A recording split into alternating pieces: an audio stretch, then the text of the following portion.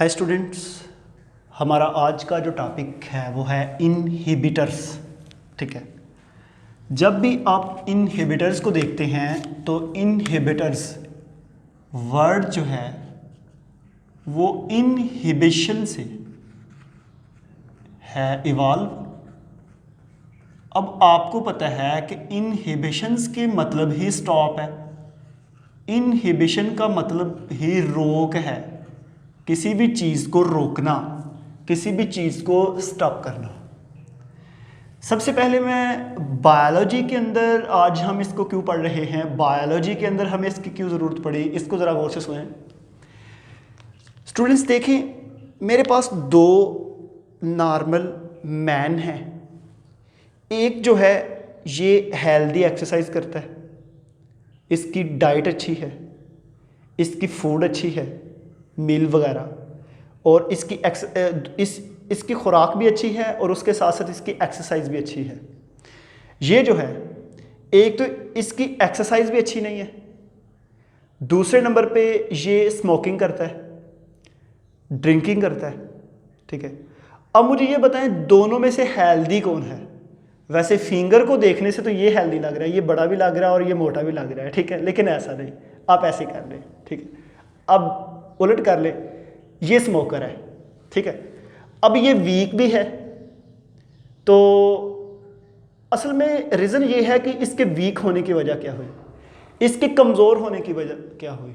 ठीक है, देखें जी, जब स्मोकिंग करते हैं, स्मोकिंग के अंदर बेशुमार टार्स, स्मोकिंग के अंदर बेशुमार केमिकल्स, बेशुमार गैसेस, इसी तरह हमारे पास जो है अल्कोहल ड्रिंकिंग के केस में।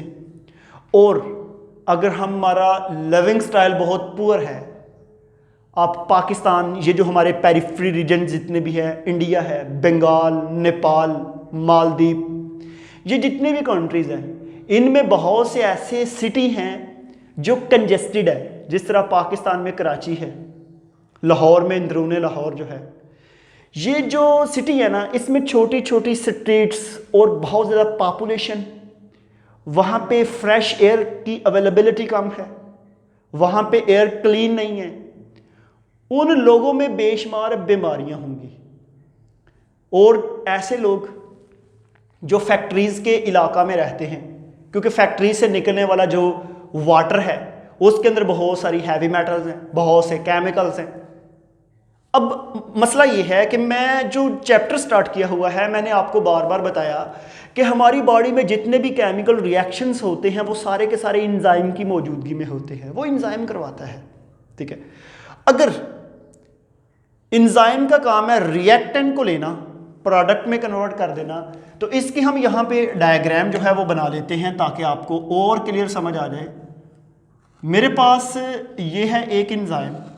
अब इंजाइम का क्या काम है बेसिकली, कि इधर से रिएक्टेंट को पकड़ा और रिएक्टेंट को अपनी एक्टिव साइड पे अटैच कर लिया। जब रिएक्टेंट को अपनी एक्टिव साइड पे अटैच करने के बाद इसको प्रोडक्ट में कन्वर्ट कर दिया, ये इंजाइम का बेसिकली काम है। लेकिन इन केस ऑफ इनहिबिटर्स, ये जितने भी मैंने केमिकल्स के नेम लिए हैं, वो केमिकल अगर हमारी बॉडी में आए, या तो वो इंजाइम को डीनेचर कर देंगे, इंजाइम को डिस्ट्रॉय कर देंगे, या क्या करेंगे कि जिस जगह पे सबस्ट्रेट आकर अटैच होता था वहां पे वो केमिकल अटैच होंगे और इंजाइम को ब्लॉक कर देंगे, इसको रोक देंगे, प्रोडक्ट नहीं बनाने देंगे। इसको कहते हैं इनहिबिटर्स। क्या बोलते हैं? इनहिबिटर्स।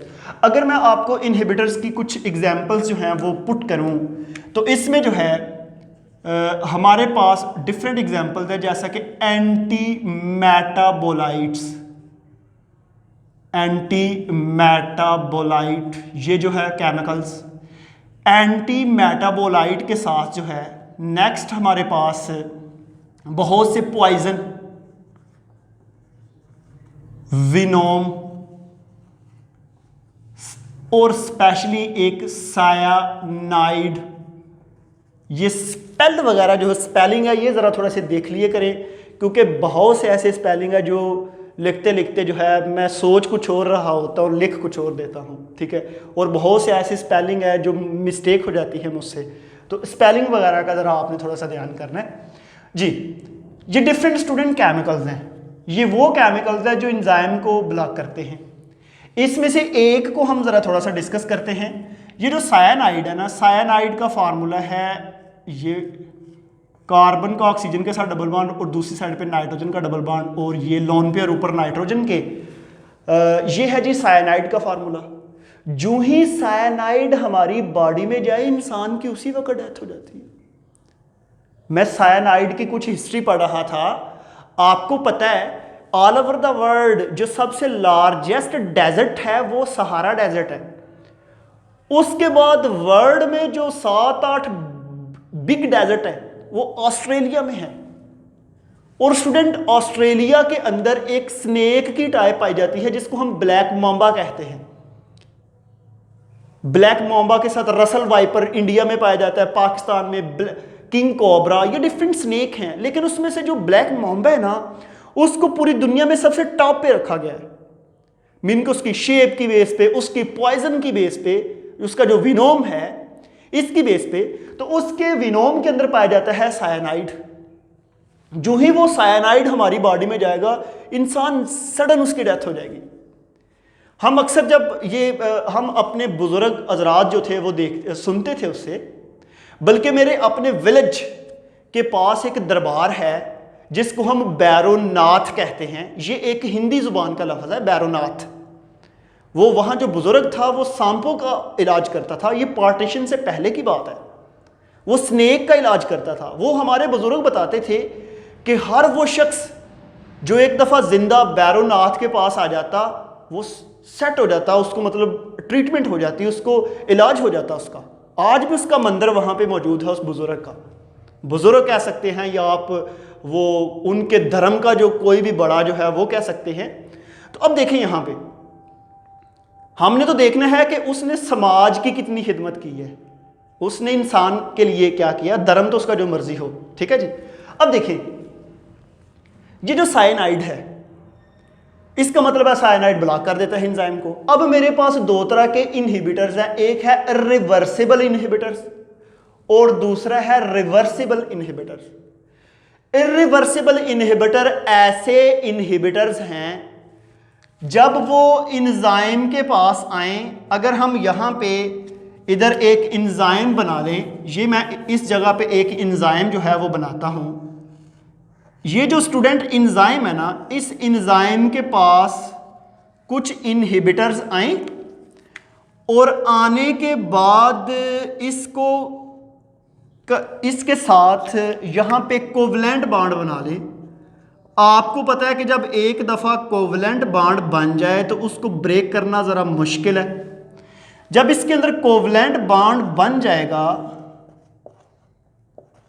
अब ये जो कोवलेंट बॉन्ड है, ये कोवलेंट बॉन्ड की वजह से इसमें ये जो इनहिबिटर है ना, ये है इरिवर्सिबल, ये कभी भी इससे उतरेगा नहीं और थ्रू आउट लाइफ इसको परमानेंटली ब्लॉक कर देगा।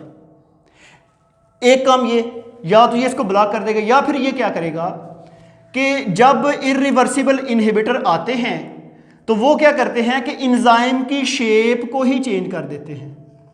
एंजाइम की शेप ओरिजिनल रहती ही नहीं, वो खत्म हो जाती है, ठीक है। तो हमारे पास दो रीजन आ गए इरिवर्सिबल में। एक तो ये एंजाइम की एक्टिव साइट पे अटैच हो और उसको परमानेंटली ब्लॉक कर दे उसके साथ कोवलेंट बॉन्ड बना के। दूसरा ये है कि एंजाइम की शेप को डीनेचर कर दे, वो ग्लोब्यूलर शेप जो है वो डीनेचर हो जाएगी। अब देखें ना, इस एंजाइम की जब एक्टिव साइट की शेप ही चेंज हो गई तो इसके ऊपर कैसे वो अटैच हो सकता है सबस्ट्रेट, ठीक है जी। उसके बाद दूसरा है रिवर्सिबल इनहिबिटर्स। जब आप रिवर्सिबल इनहिबिटर की बात करते हैं ना, तो ये कुछ ऐसे इनहिबिटर्स हैं जो थोड़े से कॉम्पनसेट करते हैं, वक्ती तौर पे एंजाइम पे अटैच भी हो जाते हैं और वक्त के साथ जो है ये उससे रिमूव भी हो जाते हैं और एंजाइम दोबारा अपनी एक्टिव कंडीशन में आ जाता है। ऐसे इनहिबिटर को कहते हैं रिवर्सिबल इनहिबिटर्स। रिवर्सिबल इनहिबिटर की दो टाइप्स हैं, एक है competitive inhibitors as well as non competitive inhibitors. अब आपने इनको देखना है कि ये क्या है।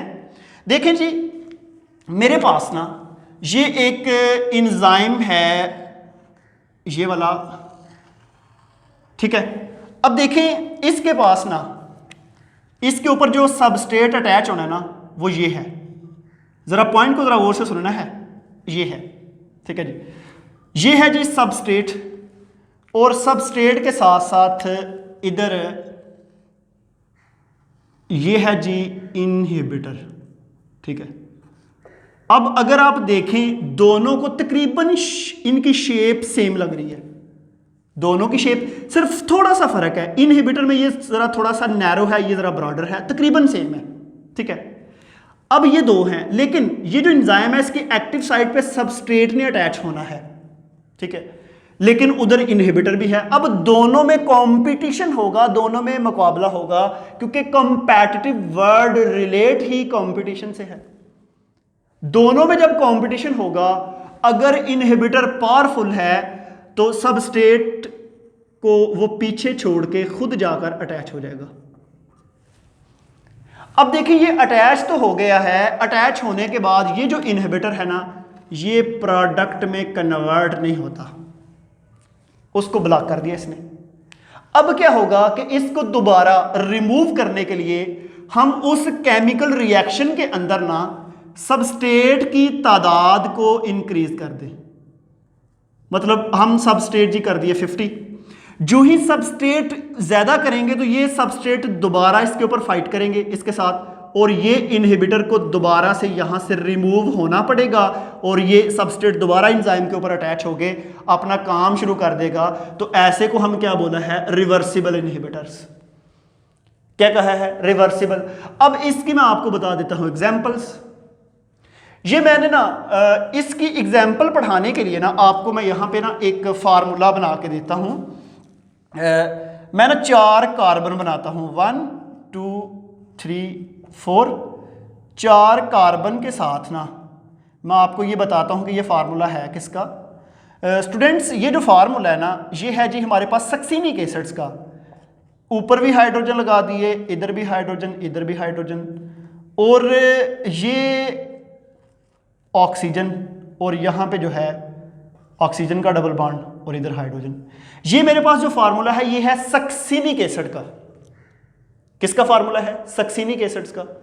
और ये जो रेड कलर का एंजाइम है ना, इसका नेम है सक्सीनिक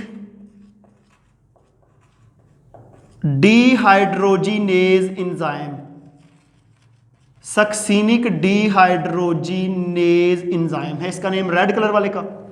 और ये बना लिया मैंने सक्सीनिक एसिड। अब देखें सक्सीनिक एसिड जब सक्सीनिक डिहाइड्रोजिनेज एंजाइम के पास जाएगा तो इसकी कार्बन नंबर 1 2 3 4, ये जो 2 और 3 है ना, इधर से 2 हाइड्रोजन रिमूव हो जाएंगे। जब 2 हाइड्रोजन रिमूव होंगे तो यहां पे कार्बन के दरमियान डबल बॉन्ड बन जाएगा। तो डिहाइड्रोजिनेज का मतलब यही है कि हाइड्रोजन की रिमूविंग करना। डिहाइड्रोजिनेज, सक्सीनिक डिहाइड्रोजिनेज ऐसा एंजाइम जो सक्सीनिक एसिड से 2 हाइड्रोजन को रिमूव कर दे। अब स्टूडेंट क्वेश्चन ये है कि जब ये 2 हाइड्रोजन को रिमूव कर देगा ना, तो ये सक्सीनिक एसिड अब एक नेक्स्ट कंपाउंड में कन्वर्ट हो गया है, नेक्स्ट एसिड में, जिसको हम बोलते हैं फ्यूमेरिक एसिड्स। ठीक है जी, क्या बोलते हैं, फ्यूमेरिक एसिड्स। अब ये बात है, ये था सक्सीनिक एसिड का ओरिजिनल काम। और अगला मैं आपको ये भी बता दूं कि ये जो सक्सीनिक एसिड जो है, सक्सीनिक डिहाइड्रोजिनेज जो है, ये सक्सीनिक एसिड्स को फ्यूमेरिक एसिड में कन्वर्ट करता है। ये कहां पे पढ़ेंगे, ये हम पढ़ेंगे माइटोकॉन्ड्रिया में, चैप्टर 11 पेज 216। उसमें हमारे पूरे सीरीज ऑफ रिएक्शन स्टार्ट होने हैं। और 219 के ऊपर जो है एक हम पढ़ेंगे glycolysis and Krebs cycle. Krebs cycle के अंदर हम पढ़ते हैं कि क्रेब्स साइकिल में डिफरेंट रिएक्टेंट टू प्रोडक्ट बनते हैं, जिसमें अगर आप देखिए उसमें क्रेब्स साइकिल के स्टेप, तो उसमें आपने पढ़ा है citrate, isocitrate, alpha keto glutarate, succinate, fumarate. ये जो सक्सीनेट फ्यूमारेट में कन्वर्ट होगा ना, इसके सेंटर में जो एंजाइम यूज होता है उस एंजाइम का नेम सक्सीनिक डिहाइड्रोजिनेज है। ठीक है जी। अब देखें, ये तो इसका था ओरिजिनल काम। अब इसकी तरह का ना एक एसिड है जिसको हम कहते हैं मैलोनिक एसिड। मेलोनिक एसिड में क्या है कि 4 कार्बन की बजाय कार्बन 3 है। ये मैंने स्ट्रक्चर्स बनाया, कार्बन नंबर 1 2 3 और इसी तरह इसकी वैलेंसी फुलफिल करने के लिए हाइड्रोजन और ऑक्सीजन। ठीक है, अब ये जो सक्सीनिक डिहाइड्रोजिनेज एंजाइम है ना, ये देखिए, ये दो हाइड्रोजन इसने निकाल लिए, ऊपर वाले 2 हाइड्रोजन, एमसी को याद रखना है, कार्बन नंबर 2 और 3 से जो है 2 हाइड्रोजन निकाल लिए। ठीक है जी। अब क्या होगा कि ये जो एंजाइम है ना, इसके पास सक्सीनिक एसिड के बजाय मेलोनिक एसिड आ जाए, वो जो मेलोनिक एसिड है उसकी शेप और सक्सीनिक एसिड की शेप तकरीबन 99% सेम है। एंजाइम डिटेक्ट नहीं कर पा रहा होता, तो वो क्या होता है कि उसकी एक्टिव साइट पे मेलोनिक एसिड अटैच हो जाता है। जब उस पे मेलोनिक एसिड अटैच होगा तो अटैच होने के बाद वो प्रोडक्ट में कन्वर्ट नहीं होगा, लेकिन बाद में जब हम सक्सीनिक एसिड डालेंगे, इनके दरमियान कंपटीशन होगा, ये रिमूव होगा, सक्सीनिक एसिड उस पर अटैच होगा और वर्किंग दोबारा स्टार्ट हो जाएगी। ये मैंने कॉम्पैटिटिव की एग्जांपल बताई है। कॉम्पैटिटिव के बाद नेक्स्ट है जी नॉन कॉम्पैटिटिव। ये जो नॉन कॉम्पैटिटिव है ना, इसमें कंपटीशन का कोई केस नहीं। इसमें तो हमने देखा था दोनों की अमाउंट इक्वल है। ये जो नॉन कॉम्पैटिटिव है, इसमें कंपटीशन नहीं होता, इसमें इनहिबिटर की तादाद ज्यादा है, रिएक्टेंट की तादाद कम है। तो इसका मतलब है कि नॉन कॉम्पैटिटिव में रिएक्टेंट जो है ना, इनहिबिटर जो है उसके अटैच होने के ज्यादा चांस है एज कंपेयर टू कॉम्पैटिटिव। इसमें क्या होता है, नॉन कॉम्पिटिटिव भी कहते हैं, नॉन कॉम्पैटिटिव भी कहते हैं, जो भी आप इसकी प्रोनाउंस कर लें। इसमें क्या होता है, देखें कि मेरे पास ना, सुने जरा, मैं आपको इधर से समझाता हूं। मेरे पास ये ए हाथ है, ये इसकी एक्टिव साइट है, इस एक्टिव साइट पे ना ये रिएक्टेंट अटैच होता है। अब कोई इनहिबिटर्स अगर इस जगह पे अटैच है, other than active site attach हो, अटैच होने के बाद यहां पे इसको ऐसे प्रेस कर दे, जब प्रेस करेगा तो एक्टिव साइट पे तो इनहिबिटर अटैच नहीं हुआ, वो तो other than active site attach हुआ है। और एंजाइम की एक्टिव साइट के अदर देन जो साइट है जिस पे अटैच हो, उसको हम कहते हैं एलोस्टेरिक साइट। यहां पे इनहिबिटर एलोस्टेरिक साइट पे अटैच हुआ और असल में एक्टिव साइट की शेप को चेंज कर दिया। जब एक्टिव साइट की शेप को चेंज किया तो किसी भी सबस्ट्रेट को अब अटैच होने का वहां पे वो प्लेस नहीं मिलेगी, वो शेप नहीं मिलेगी, तो उसके ऊपर कोई भी इनहिबिटर अटैच नहीं होता, जिसकी वजह से वो एंजाइम भी काम से फारिग हो जाता है। लेकिन with the passage of time जब ये इनहिबिटर उससे रिमूव होगा तो ये दोबारा अपनी ओरिजिनल शेप में आ जाता है। तो इसको मैं एक दफ़ा आपको फिर समझा दूं कि ये मेरे पास जो है ये था एक एंजाइम, और इस एंजाइम में इसके इस रीजन में अदर देन एक्टिव साइट जो है अटैच होगा, तो इसके ऊपर अटैच होने के बाद इस एंजाइम की जो एक्टिव साइट है वो ओरिजिनल नहीं रहेगी, वो अब हो जाएगी ऐसी। ठीक है, देखिए चेंज हो गई है उसकी, आप उसकी अगर एक्टिव साइट को देखें तो वो चेंज हो गई है। अब इस एक्टिव साइट पे इस तरह का सबस्ट्रेट जो है वो यहाँ पे अटैच नहीं हो सकता। तो हमारे पास जो है नॉन कॉम्पैटिटिव की एग्जांपल भी मैंने जो है वो पढ़ी थी थोड़ी देर पहले, लेकिन अभी मेरे जहन में नहीं आ रही कि उसकी क्या एग्जांपल है। लेकिन जो है इरिवर्सिबल की साइनाइड है, और रिवर्सिबल में कॉम्पैटिटिव की मेलोनिक एसिड आप दे सकते हैं, और नॉन कॉम्पैटिटिव की जो है ये आप गूगल से सर्च कर लेना example of non competitive inhibitors, तो आपके उसी वक्त जो है वो जहन में आ जाएगी। तो आज हम फिर अपना लेक्चर यहाँ पे वाइंड अप करते हैं। हम इसके बाद एक नया चैप्टर स्टार्ट करेंगे, क्योंकि आज हमारा यहाँ पे चैप्टर कंप्लीट हो गया है। तो स्टूडेंट आज के लिए थैंक यू।